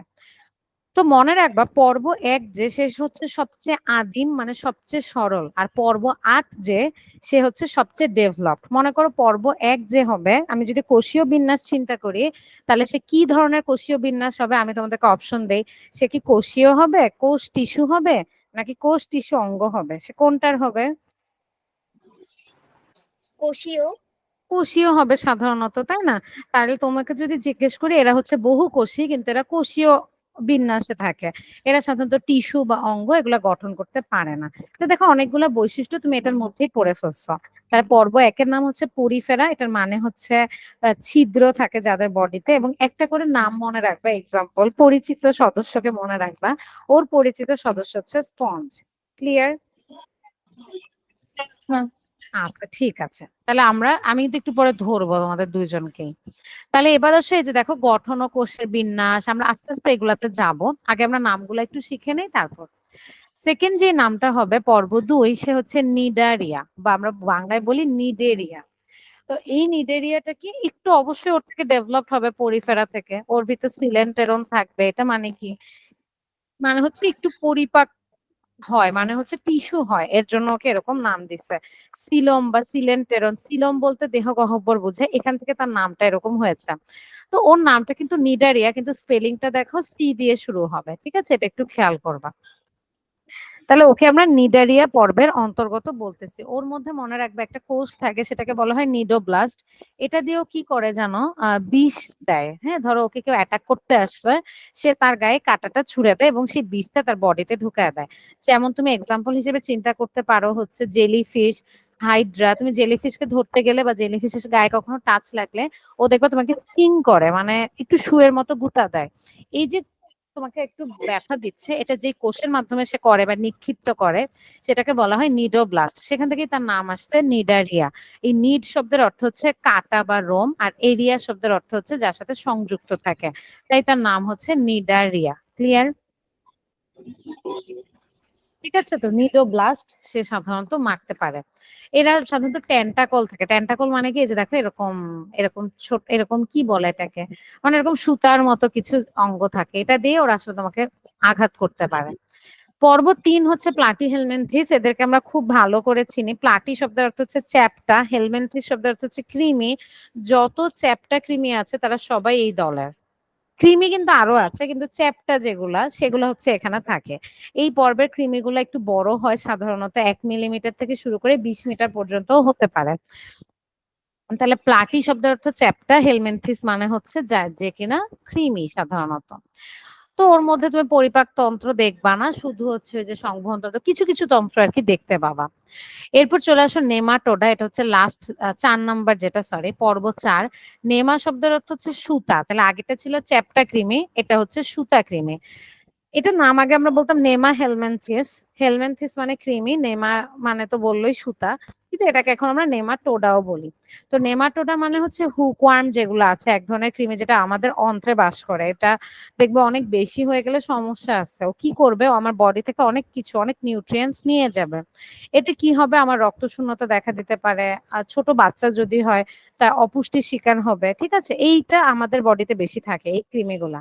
এই কৃমির নাম হচ্ছে সুতা কৃমি, এবং এরা অবশ্যই পরজীবী। কৃমি ম্যাক্সিমামে পরজীবী। এরা হচ্ছে আমাদের বডিতে থেকে আমাদের খাবারই তারা খাচ্ছে, তাই তো? এরপর চলে আসে, তার একটা ছিল নেমাটোডা। এবার আসে অ্যানিলিডা, খুবই পরিচিত পর্ব আছে, পরিচিত সদস্য আছে আমাদের, জোঁক, জোঁক, কেঁচো, এরা সবাই হচ্ছে অ্যানিলিডা। এবং দেখো এখানেই তুমি দেহখণ্ড পড়েছিলে না, যে দেহখণ্ড মিলে একটার পর একটা যুক্ত হয়ে তারা একটা প্রাণী তৈরি করতে পারে, ওরা হচ্ছে এটা। তুমি যদি অ্যানিলিডা কখনো দেখো, যেমন জোঁক যদি কখনো টাচ করে থাকো কেউ বা দেখে থাকো, তাহলে দেখবো ওর গায়ে অনেকগুলো রিং থাকে, একটা আরেকটার সাথে মিলে মিলে অনেকটা স্প্রিং এর মতো বডি তৈরি করছে। স্প্রিং এ যেমন একটা জিনিসই বারবার রিপিট হচ্ছে না সার্কেলের মতো করে, এক্স্যাক্টলি এমন ভাবে ওরা থাকে। ঠিক আছে, এদেরকে বলা হয় অ্যানিলিডা। অ্যানিলিডা এটা একটা ল্যাটিন ভাষা থেকে আসছে, অ্যানিউলাস, যার অর্থ হচ্ছে আংটি। এই আংটি বা রিং থেকে দেখেছো এটার নাম এসেছে অ্যানিলিডা। আর ওদের নিচে দেখবে ছোট ছোট পায়ের মতো থাকে, যেগুলো দিয়ে ওরা হাঁটে। পা বলবো না, রোম বলবো। এদেরকে আমরা সিটি বলি। হ্যাঁ, ওদের চলনে সাহায্য করে সিটি। এরপর চলে আসে হচ্ছে আর্থ্রোপোডা। তোমরা সবাই চিনো তাকে, বলো তো আর্থ্রোপোডার একটা এক্সাম্পল বলো কিন্তু তো। ম্যাম একটা কোশ্চেন ছিল হ্যাঁ হ্যাঁ বলো। ওই যোগ বিষয়ে হ্যাঁ আর হ্যাঁ। কি। ওই ওটার উপর যখন লবণ দেওয়া হয় তখন কেন হচ্ছে ওটা ছটফট করতে করতে মারা যায়? আচ্ছা, এটার কারণ হচ্ছে ধরো আমাদের বডিতেও তুমি যদি লবণ দাও, আমাদের সাধারণত কিছু হচ্ছে না, তাই না? বা আমার গায়ে যদি হুট করে লবণ পড়ে সাধারণত কিছু হবে না। কিন্তু হ্যাঁ তুমি সমুদ্রের পানিতে অনেকক্ষণ থাকো, তুমি দেখবা তোমার হাত পার ভিতর একটু মানে এটাকে কি বলে, আমরা নর্মাল ব্যাপন বলতে পারি, মানে হচ্ছে পানি ঢুকে যেতে পারে, আমার সোয়েলিং হতে পারে যদি অনেকক্ষণ থাকি আমরা। তো ওদের কি হয়, ওদের এই স্কিনটা এত বেশি প্রোটেক্টিভ না। আমাদের স্কিন যেমন ভালোই প্রোটেক্টিভ, ওদের স্কিন একদমই প্রোটেক্টিভ না। তো তুমি যখন লবণ দিবা, ওর তখন পানির ভারসাম্য নষ্ট হয়ে যাবে। ঠিক আছে, পানির ভারসাম্য নষ্ট হয়ে গেলে কোষগুলো হয়তো বেশি সোয়েল করবে, বার্স্ট করবে। ঠিক আছে, এতে সে আসলে আর কি মারা যায়। বুঝতে পেরেছো?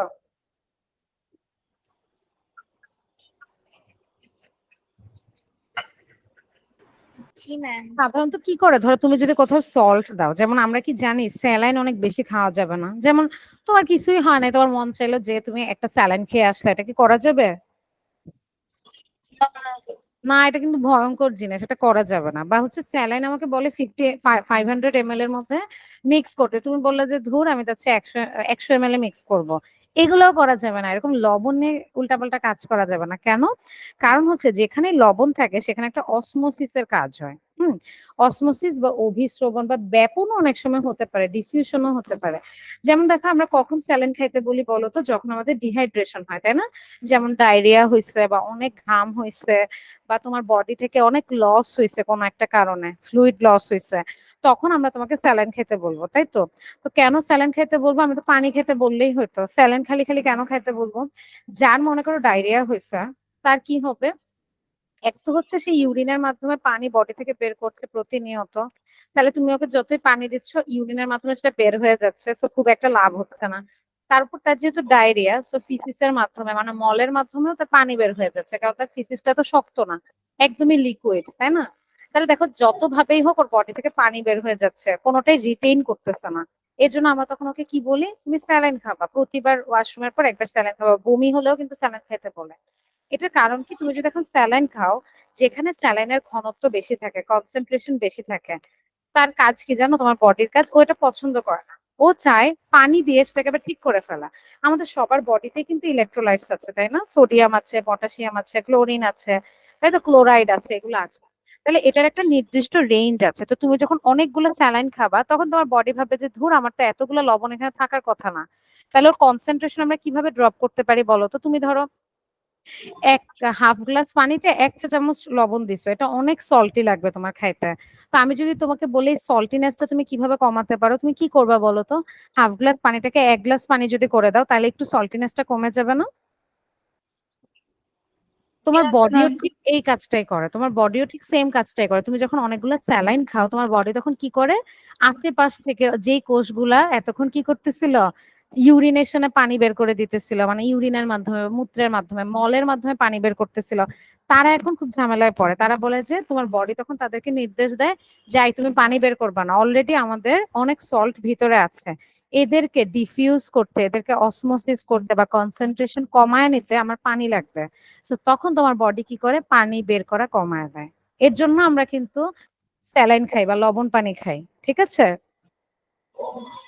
এখন তুমি বলতে পারবো তাহলে অ্যানিলিডদের কি সমস্যা, ওদেরকে আমি সল্ট দিলে ওরা মরে যায় কেন? ওদেরকে তুমি যখন সল্ট দাও, তখন ওদের সল্টের কারণে ওদের বডি থেকে সেম অসমোসিসের কারণে অনেকগুলা ঘটনা ঘটতে পারে। তুমি কিন্তু সল্টটা ওকে খাওয়ায় দাও নাই, সল্টটা ওর গায়ের উপর দিয়ে দাও না সাধারণত? Yes ma'am. হ্যাঁ, লবণটা যখন বাহিরে দিয়ে দাও, তখন ও বাহিরের দিকে পানিটাকে বের করে দেয়, ও ওর বডির সব পানি বাইরে বের করে দেয়, যাতে ওটাকে একটু কমাইতে পারে, ধরো মানে একটু ফোর্স আউট করে। এটাও একটা অসমোসিস, মানে অভিস্রবণী। এই কারণে তখন সেলগুলা শ্রিঙ্ক করে বা সেলগুলা নষ্ট হয়ে যায়, ওর স্কিনটা এক্সপোজ হয়ে যায়, ডিস্ট্রয় হয়ে যায়, দ্যাটস ইট। মানে পানি বের হয়ে যাওয়ার কারণে ও মারা যায়। তোমার বডি, তুমি জানো সেলের প্রায় 70% ওয়াটার, তাই না? তো তোমার পানি যদি বের হয়ে যায়, তুমি তো মারাই যাবা। ক্লিয়ার? এটা আমাদের হয় না কেন, আমাদের স্কিনটা একটু ভালো, মানে প্রোটেক্টিভ লেয়ার আছে আমাদের স্কিনে, কিন্তু 7টা লেয়ার থাকে, ওদের এগুলা থাকে না, 6টা লেয়ার থাকে, সরি, ওদের এগুলা থাকে না, ওদের স্কিনটা খুব এক্সপোজ থাকে। বুঝতে পেরেছো? Yes ma'am. আচ্ছা, আর্থ্রোপোডার এক্সাম্পল বলো, একজন একজন করে বলো। আপনি বলো, আর্থ্রোপোডার একটা এক্সাম্পল বলো।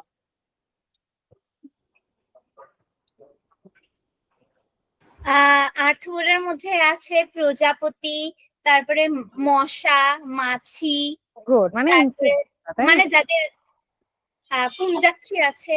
গুড, ভেরি গুড, এটা হতে পারে। মেইন কথা হ্যাঁ, হচ্ছে আর্থ্র, এটা শব্দের অর্থ হচ্ছে সন্ধি, আর পদ এটা মানে হচ্ছে পা, তাই না? সন্ধিযুক্ত যাদের পা আছে তাদেরকে আমি আর্থ্রোপোডা বলি। যেমন তেলাপোকার পাটা তুমি খেয়াল করবা কিরকম, অনেকগুলো পোর্শন একসাথে ভাগ করেও হয় অনেক সময়। ফড়িং এর পা গুলা তুমি দেখবা, কীট পতঙ্গ গুলা, ঠিক আছে? শ্রেয়া, আমাকে আরেকটা এক্সাম্পল বলো তো আর্থ্রোপোডার, আর কি কি হতে পারে, কি কি দেখেছো তুমি? মাকড়সা, চিংড়ি। মাকড়সা, চিংড়ি, যেটাকে আমরা চিংড়ি মাছ বলি, তাই না? কিন্তু চিংড়ি মাছ কিন্তু আর্থ্রোপোডা। এবং সবচেয়ে মজার ব্যাপার, তুমি আর্থ্রোপোডার মধ্যে আরো ক্লাসিফাই করতে পারো, যেমন কীট পতঙ্গকে তুমি ইনসেক্টস বলতে পারো বা কীট পতঙ্গ বলতে পারো। এরাকিনয়েড বা এরাকোনিড আছে, সরি এরাকোনিড আছে, যেমন হচ্ছে মাকড়সা, বিছা, উকুন, মশা, এগুলো হচ্ছে এরাকোনিড। মশা কীট পতঙ্গের মধ্যে পড়বে, সরি। ক্রাস্টাসিয়ান যারা হচ্ছে, তারা হচ্ছে কাঁকড়া, চিংড়ি, এদেরকে আমরা ক্রাস্টাসিয়ানও বলতে পারি। এগুলো আমরা দেখবো। তাহলে এটা হচ্ছে আর্থ্রোপোডা, পর্ব 6। পর্ব 7কে মলাস্কা। মলাস্কা পর্বে মনে রাখতে হবে, মলাস্কা শব্দের অর্থ হচ্ছে উম, নরম দেহজার। যেমন হচ্ছে শামুক, তারপর আর কি কি হতে পারে, অক্টোপাস হতে পারে। অক্টোপাস কেন যেন তোমরা বারবার একাইনোডার্মাটা বলো, এরকম অনেক সময় আমি নিজেও এটা করতাম। মনে রাখতে হবে অক্টোপাস কিন্তু মলাস্কা দেহ, হ্যাঁ, মলাস্কার পর্বে, ঠিক আছে? তাহলে মলাস্কা মানে হচ্ছে যার বডি অনেক নরম, যেমন অক্টোপাস হতে পারে। এবং এখান থেকে একটা এমসিকিউ টাইপস এর কোশ্চেন হতে পারে, মলাস্কার আহ পর্বের সদস্যরা সংখ্যা কত, অনেক বেশি, সবচেয়ে সদস্য কাদের বেশি জানো? আর্থ্রোপোডাদের। কারণ ইনসেক্টস পৃথিবীতে অনেক বেশি। আর্থ্রোপোডাদের সংখ্যা সবচেয়ে বেশি, এই সংখ্যাটা মেবি 12 লক্ষের কাছাকাছি। প্রজাতি 12 লক্ষ, তাহলে বুঝো মেম্বার কত হবে। আর মলাস্কা হচ্ছে দ্বিতীয় বৃহত্তম, মানে সেকেন্ড হাইয়েস্ট। ঠিক আছে, এখানে মিঠা, লোনা এই ধরনের প্রাণীগুলো থাকে, স্কুইড থেকে শুরু করে অক্টোপাস সবাই হচ্ছে মলাস্কা। এটার সাথে আমরা অনেক সময় কনফিউজড হয়ে যাই একাইনোডার্মাটা, ওরাও সামুদ্রিক। যেমন তুমি হয়তো ভাবতে পারো আপু অক্টোপাস তো একাইনোডার্মাটা না। একাইনোডার্মাটা শব্দের অর্থটাই যে, এটা দেখো গ্রিক শব্দ, এটা কিন্তু ল্যাটিন শব্দ না। একাইনোস এই শব্দটার অর্থ হচ্ছে কাটা, আর ডার্মা মানে হচ্ছে স্কিন বা ত্বক। তাহলে যাদের স্কিনে কাটা দিয়ে আচ্ছাদিত তাদেরকে আমি একাইনোডার্মাটার মধ্যে ফেলবো। এটা আমরা খুব একটা চিনি না, হয়তো সি আর্চিনের নাম শুনছো, তারা মাছের নাম শুনছো, সি কিউকাম্বারের নাম শুনেছো, মানে সবগুলাই হচ্ছে তোমার কিসের আন্ডারে পড়বে? সামুদ্রিক। হ্যাঁ, এরা সবাই হচ্ছে এটা। জেলিফিশ দেখেছো, ওর গায়ে ছোট ছোট কাঁটা থাকে, সরি জেলিফিশ বলে, তারা মাছ, ভুলে জেলিফিশ বলা হচ্ছে। তারা মাছ মানে স্টার ফিশ যেটা। সি আর্চিন দেখবা ওর গায়ে ছোট ছোট কাঁটা থাকে, এরা হচ্ছে এই পর্বের। এরপর আসলে লাস্ট যেটা হচ্ছে করডাটা, ওরা কি মেরুদণ্ডী নাকি অমেরুদণ্ডী? মেরুদণ্ডী। ওরা কিন্তু মেরুদণ্ডী হবে, ঠিক আছে। এই করডাটা যারা, তাদের কি হয়, নটোকর্ড, আমাদের ছোটবেলায় আমরা একদম যখন ছোট থাকি বা ফিটাসে থাকি বা একদম ভ্রূণ অবস্থায় থাকে, আমাদের সবারই নটোকর্ড থাকে। যাদের নটোকর্ডটা মেরুদণ্ডে পরিণত হয় তারাই মেরুদণ্ডী হবে, ঠিক আছে। আবার অনেকেরটা ভ্যানিশ হয়ে যায়, তারা মেরুদণ্ডী হবে না, অমেরুদণ্ডী হবে। অনেকেরটা নটোকর্ড আকারেই থাকে, তারাও মেরুদণ্ডী, কিন্তু তাদেরকে আমি অন্য ক্লাসে ফেলবো। অনেকেরটা মাছের মতো হয়ে যায়, তাহলে তারা আরেক শ্রেণীতে চলে যাবে, তাই না? সো ওরা হচ্ছে মেরুদণ্ডী প্রাণী, করডাটা বলি আমরা। যেমন দেখো এখানে একটা মাছ, মানুষ, পাখি সবারই একটা লেজ বা ফুলকারন্ধ্র থাকে ছোটবেলায়, এটা দেখাচ্ছে। তাহলে দেখো প্রথমে তার ফুলকা, এটা একটা মাছ আর কি। মাছের তুমি যদি ভ্রূণটা খেয়াল করো, তার ফুলকারন্ধ্র আছে, তার লেজ আছে। সরীসৃপেরও সেম ফুলকারন্ধ্র আছে, লেজ আছে। পাখি মানুষেরও ফুলকারন্ধ্র আছে। আমাদের ফুলকারন্ধ্রটা কিসে কনভার্ট হয়ে যায় বলতো? বড় হলে মানে কি, মায়ের পেটে থাকা অবস্থাতে কিসে কনভার্ট হয়ে যায়? ফুসফুসে হয়ে যায়, তাই না? পাখিদের, এদের। কিন্তু যাদেরটা হয় না তাদের ফুলকাই থাকে, যেমন মাছের কখনো ফুসফুস হবে না, সেটা ফুলকাই থাকবে। মানুষের লেজ বা এগুলা হয় না পরে আর, কিন্তু হাড়টা কিন্তু থেকে যায়। আহ এগুলা ঠিক আছে। কিছু বলবা আমাকে শ্রেয়া, বলো তো? করডাটা পর্বের মাঝখানে লেখা, এটা মেরুদণ্ডী প্রাণী নয়। মেরুদণ্ডী প্রাণী নয়? কোথায় বলো তো, এই আমি তো খেয়াল করি নাই।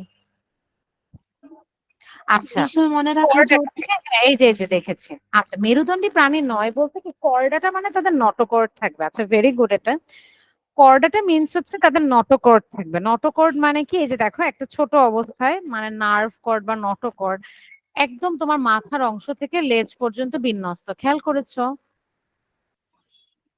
এই নটোকর্ডটা যাদের মেরুদণ্ডে কনভার্ট হবে, আমি বললাম তারা মেরুদণ্ডী হবে।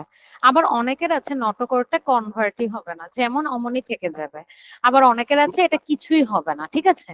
যাদের এটা মেরুদণ্ডে কনভার্ট হবে তারা কর্ডাটার মধ্যেই আছে, কিন্তু তাদের আলাদা ক্লাস দিব। তাদের নাম কি হবে বলতো? কিন্তু ম্যাম এই মেরুদণ্ডী। নটকটটা কি? নটোকর্ড কিছুই না, এটা একটা স্নায়ু রজ্জু থাকে তার ভিতর, একটা শক্ত হাড়ের মতো। সেটা কোথা থেকে কোথায় থাকে? একদম মাথা থেকে, দেহের একদম মাথা থেকে একদম লাস্ট পর্যন্ত, পায়ু পর্যন্ত বিস্তৃত থাকে। যেমন তুমি মানে চিন্তা হচ্ছে করতে আমাদের পারো যে আমাদের পিঠের মেরুদণ্ড, পিছনে যে স্পাইন যেটাকে বলি, তাই না, মেরুদণ্ড। হ্যাঁ। এখন দেখো সকল নটোকর্ড যে মেরুদণ্ডে কনভার্ট হবে তা কিন্তু না। Very good Shreya. যারা মেরুদণ্ডে কনভার্ট হবে তাদেরকে তুমি মেরুদণ্ডী বলবা, এটাকে আমরা ইংলিশে বলি ভার্টিব্রেট, তাই না? তাহলে কর্ডাটার ভিতর তোমার ভার্টিব্রেট থাকে। আর যাদের হবে না তাহলে নন ভার্টিব্রেট হবে, তাই তো? ঠিক আছে। ম্যাম না না, বুঝাই দেন। আরেকবার বুঝিয়ে দিব। আবার বলি, তাহলে আমাদের একটু করডাটাটা একটু খেয়াল করি। করডাটা মানে হচ্ছে কি, যাদের এই যে ছোট অবস্থায়, দেখো এখানে কি বলেছে, বলেছে মানুষ, আমরা ভিতর থেকে পড়ি, প্রাণী জগতের সকল পর্বের মধ্যে এই করডাটা পর্বের সাথে আমরা সবচেয়ে বেশি পরিচিত। নিজেরা মেরুদণ্ডী প্রাণী এই পর্বের অন্তর্ভুক্ত, মানে নটোকর্ড। আমাদের সবারই ভ্রূণ অবস্থায় আমাদের দেহ অক্ষ বরাবর এরকম একদম মুখ থেকে পায়ু পর্যন্ত একটা হাড় থাকবে, সাধারণত হাড়ই বলা যায়। এটাকে আমরা নটোকর্ড বলি। এটার ভিতর স্নায়ু রজ্জু থাকে, মানে নার্ভস গুলা থাকে, ঠিক আছে। আমাদের যেমন তুমি দেখো আমাদের পিছে মেরুদণ্ডটার ভিতর কি থাকে? ভিতরে স্নায়ু রজ্জু থাকে না, স্পাইন থাকে না? ম্যাম।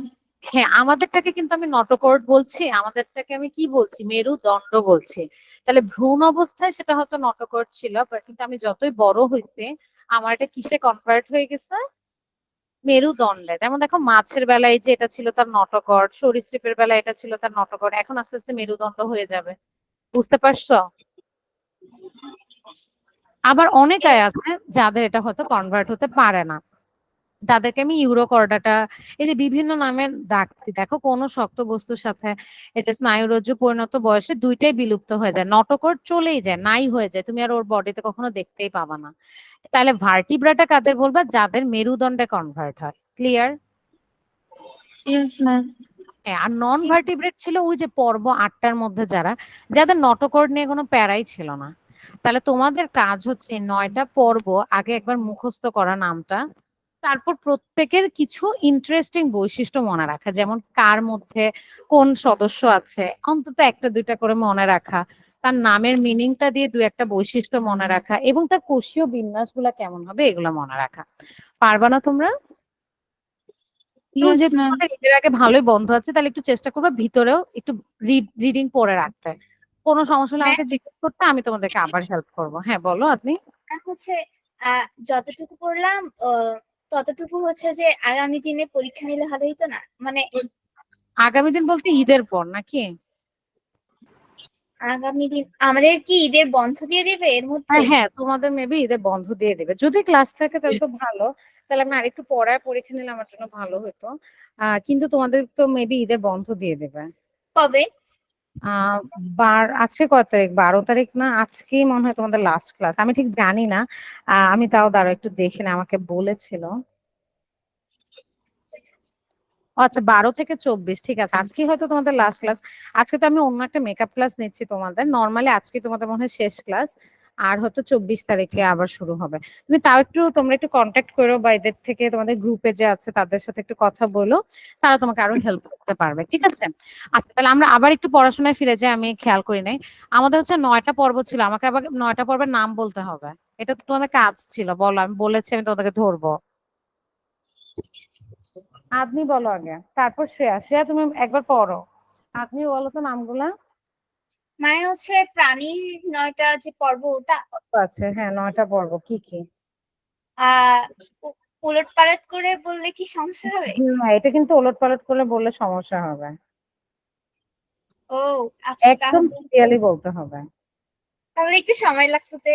হ্যাঁ, একবার পড়ে নাও, কোনো সমস্যা নেই, একবার রিডিং আচ্ছা, পড়ে একবার নাও। পড়ে নিচ্ছি।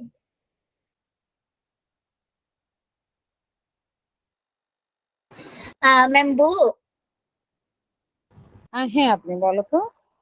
হচ্ছে প্রথমে পরিফেরা, নিডেরিয়া, হেলমিনথেস, নেমাটোডা, তারপর হচ্ছে অ্যানিলিডা, তারপর আর্থ্রোপোডা, মোলাস্কা, একাইনোডার্মাটা, কর্ডাটা, শেষ। Very good. ইয়া বলতে পারবা, শ্রেয়া বলতে পারবা? Yes ma'am. বলো তো। Porifera, cnidaria, hmm. Platyhelminthes, good. Nematoda, hmm. Arthropoda, আচ্ছা, তারপর? তোলাস্কা। হ্যাঁ, পরেরটা কি? একানোডার্মাটা। আমাদের একটু সিরিয়ালটা খেয়াল রাখতে হবে, ফার্স্টে কি ছিল, পরিফেরা, এরপর নিডারিয়া, প্লাটিহেলমিনথেস নাকি? Yes ma'am. হ্যাঁ, তাহলে সিরিয়াল গুলো একটু মনে রাখবা, যেমন 3 নম্বরে ছিল প্লাটিহেলমিনথেস, 4 নম্বরে হচ্ছে নেমাটোডা, এরা দুইজনে ক্রিমি, তো এভাবে মনে রাখতে পারো।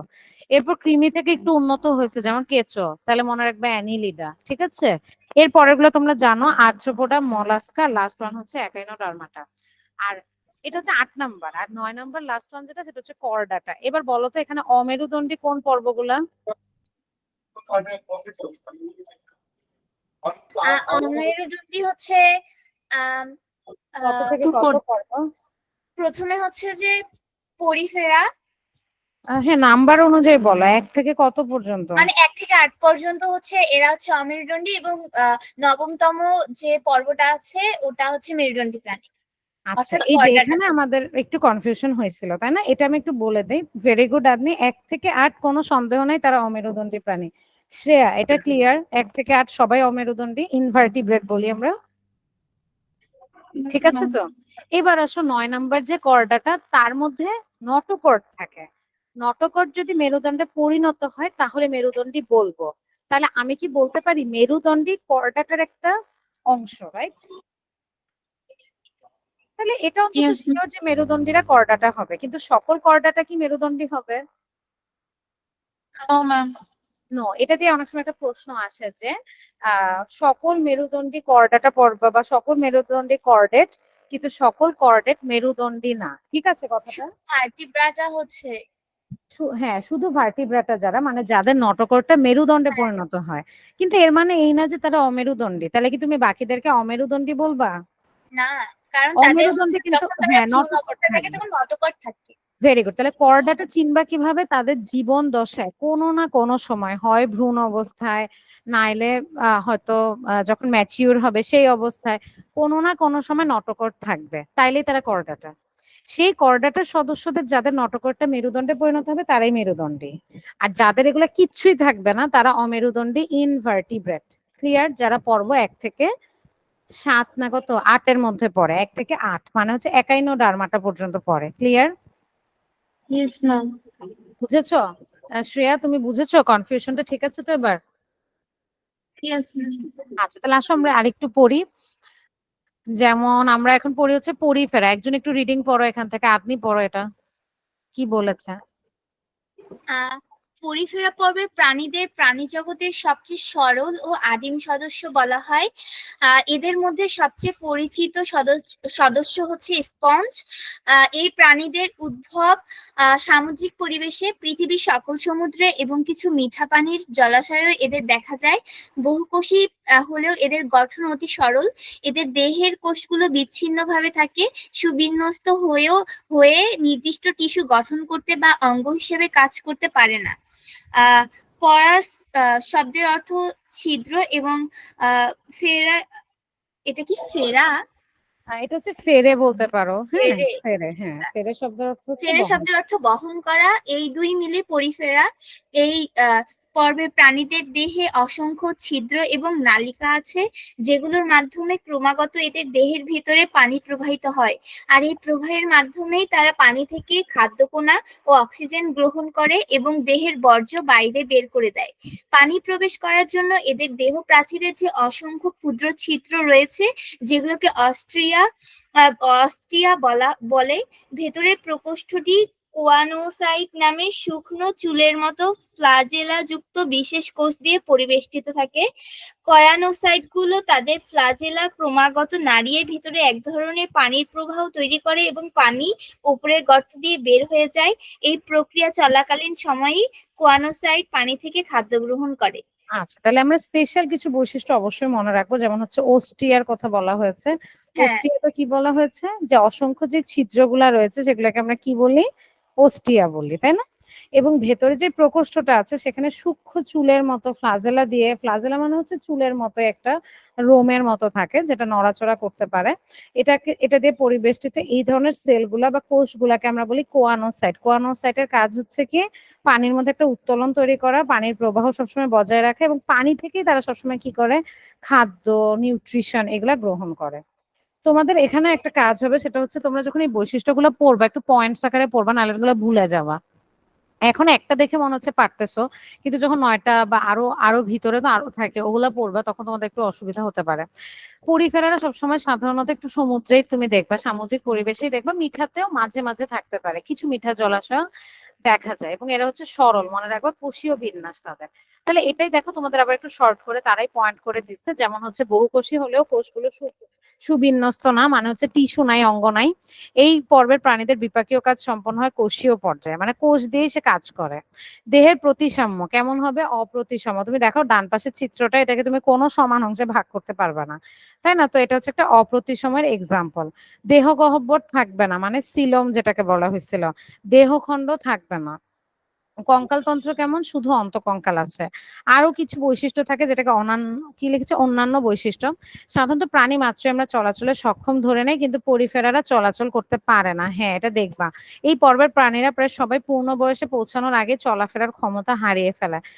লার্ভা অবস্থায় এরা চলনক্ষম থাকলেও পরিণত বয়সে এরা সমুদ্রের কঠিন তলদেশে স্থায়ীভাবে আটকে থাকে। হ্যাঁ, মাঝে, মাঝে সমুদ্রের নিচে তুমি যদি সেটা কার্টুন হোক বা রিয়েল লাইফ এর ছবি দেখো, তুমি অনেক পরিফেরা দেখতে পাবা।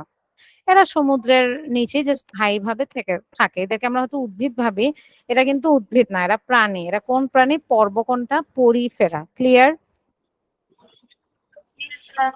আচ্ছা, আমাকে বলো, কি যেন নাম? শ্রেয়া। শ্রেয়া, নিডারিয়াটা একটু পড়ো তো, দেখো তো কি বলেছে। নিডারিয়া থেকে পড়ো। নিডারিয়া পর্বের প্রাণীরা পরিফেরা পর্বের প্রাণীদের থেকে অপেক্ষাকৃত জটিল প্রাণী। এই পর্বের প্রাণীদের কোষসমূহ টিস্যু বা কলা তৈরি করে কাজ করতে পারে, তবে এদেরও সুনির্দিষ্ট অঙ্গ নেই। দেহের ভেতরে সিলেন্টেরন নামক একটি প্রশস্ত গহ্বর থাকে, যার ভেতরে খাদ্য পরিপাক ও পরিবহন ঘটে।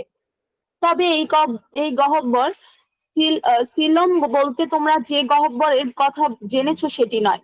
সিলেন্টেরনের ভেতরে আলাদা করে কোনো পরিপাক অঙ্গ থাকে না, বরং খাদ্য এই গহ্বরে পৌঁছার পর এর প্রাচীরের কোষের সাহায্যে সেখানে থেকে পুষ্টি শোষিত হয়। একটি মাত্র মুখ ছিদ্র থাকলেও এই পর্বের প্রাণীদের আলাদা করে কোনো পায়ুপথ থাকে না। সাধারণত মুখের আশেপাশে শিকার ধরার জন্য সুরের মতো টেন্টাকল থাকে। এক নজরে এই পর্বের মূল বৈশিষ্ট্যগুলো দেখে নেওয়া যাক। আচ্ছা, আমরা একটু ঘটনা এখানে খেয়াল করো।